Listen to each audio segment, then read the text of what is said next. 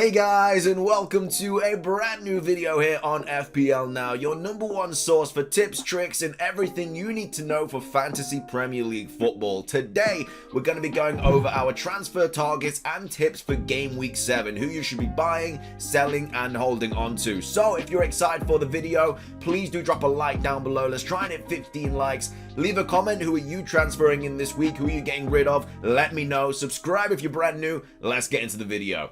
So, starting things off, Lukaku. Obviously, a lot of people are bringing him in this week just because there's not that many decent captain options either. Like, you could keep Ronaldo for one more week, but they were so bad against Villa. A lot of people just want to jump on Lukaku now, give him the armband. They are at home to Southampton. It is a really good fixture. He is now 11.7 mil though, so he is still rising in price.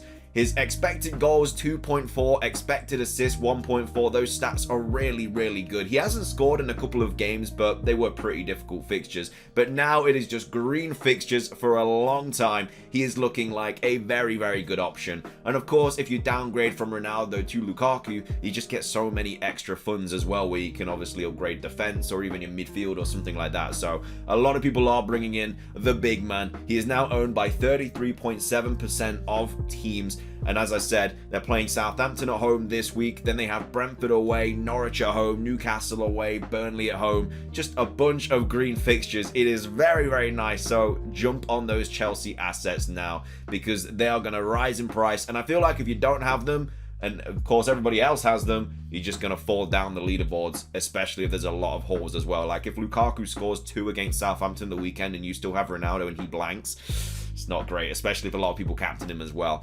The only thing that I would say is just wait for the European games that are happening this week. It is Champions League football, so yeah, I would wait for the Champions League game, because we don't know who's going to start. Like Chilwell might come back into it. Obviously Alonso could start. We don't know who's going to start at centre back. So yeah, just hold off on the transfers. There will probably be price rises, but again, you don't want to transfer in Lukaku, him get injured, and then obviously you have to bring Ronaldo back in. So yeah, that is the first player that you should think about buying. The next player, now I'm only going to say bring him in if you're on your wild card, because I don't personally like wasting a transfer on a goalkeeper. But if you're using your wild card this week, Aaron Ramsdale should definitely be someone that you're eyeing up. He's only 4.5 mil. He had an amazing display at the weekend against Spurs, won the North London derby, made some excellent saves, and again, he seems to be nailed now for that #1 spot. Obviously his XG, XA, all that is just 0 because he's a goalkeeper. He's only owned by 2.3% of teams as well. I think a lot more people are gonna bring him in.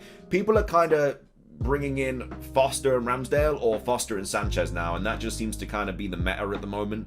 Like, they are the goalkeepers, because Brighton is obviously doing such a good job at the back. They were very unlucky to concede against Crystal Palace, but Sanchez got a bonus, although he got a yellow card as well, so it was just still 2 points. Really unfortunate. But Ramsdale, another player with a load of really good fixtures coming up. And Arsenal, there seems to be a spark back in that team. They're on a 3-win streak now. They're not conceding that many goals, and they're playing pretty good football as well. Saka's performing, Aubameyang's performing, Smith Rowe is performing. They look good. The youngsters at Arsenal are really shining.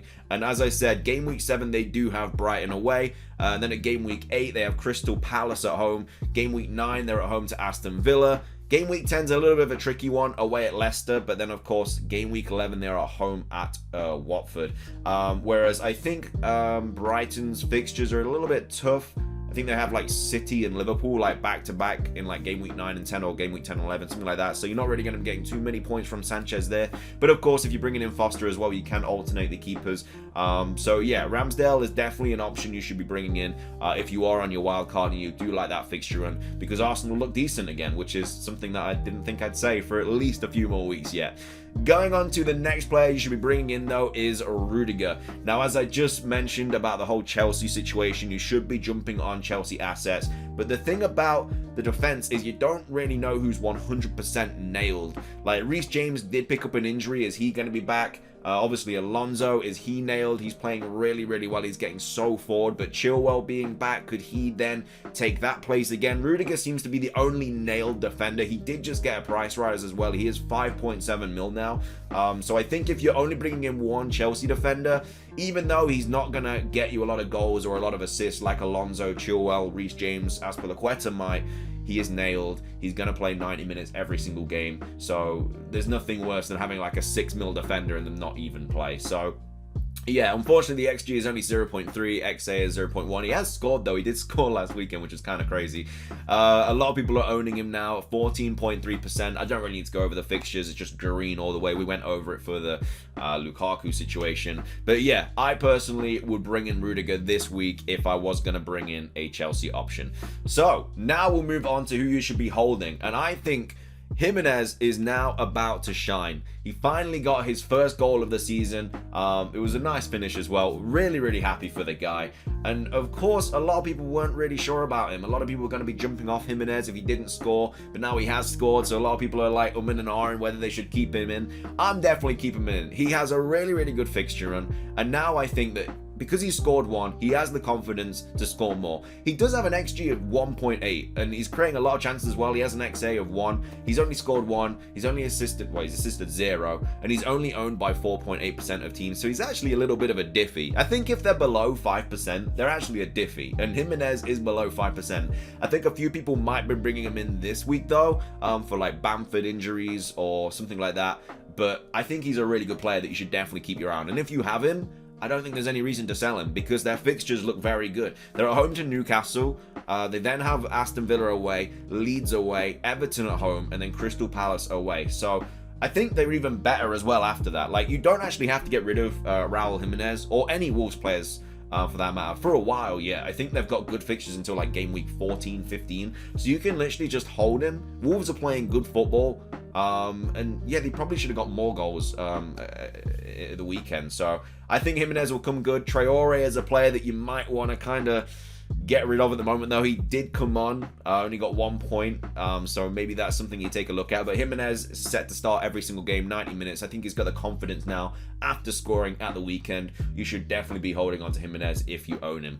Next up, though, a player that you should be selling, Luke Shaw.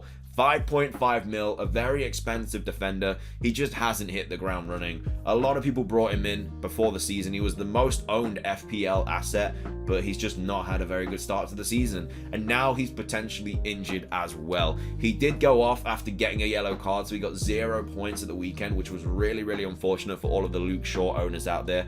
However, though, some good news is that Solskjaer has come out and said that Luke Shaw potentially could be back in their Champions League game this week, which means they will probably be back for the weekend against Everton. But Maguire's out, so that obviously means there's problems at the back already, so the clean sheet potential is already taking a hit there. And then as well as that, their fixture run just doesn't get better for a while. They're at home to Everton, and then they're away at Leicester, then they've got Liverpool at home, Tottenham away, Man City at home. Like, a lot of these fixtures just aren't really that appealing, especially with how bad United have been at the back so far this season. His XG is 0, by the way. He's just not getting anywhere near shooting or scoring. His expected assist is 1.1. He hasn't scored, obviously, but he has got 1 assist so far, that Ronaldo goal. And he's owned by 35.8% of people. So a lot of people are just dropping him because I think he was owned by like 55% at the start of the season. And now already 20% of those people have sold him.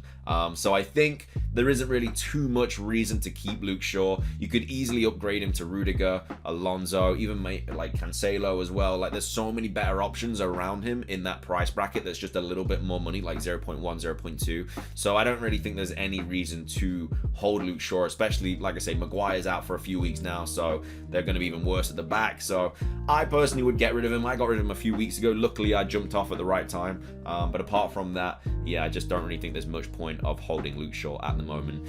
But that is going to be everything for today's video. I hope you guys enjoyed it. If you did, make sure to drop a like down below. Let's try and hit 15 likes. Leave a comment. Who are you transferring in and out this week? Let me know. I'll be doing my team preview video tomorrow.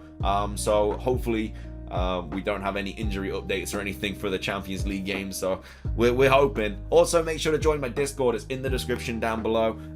There's only me in there at the moment, so if you want to join that, we have loads of different sections and stuff like team previews and wildcard drafts and everything like that. If you want to show me your teams, I can give you a couple of pointers on them. So yeah, that's everything from me. Have a fantastic rest of your day, and until next time,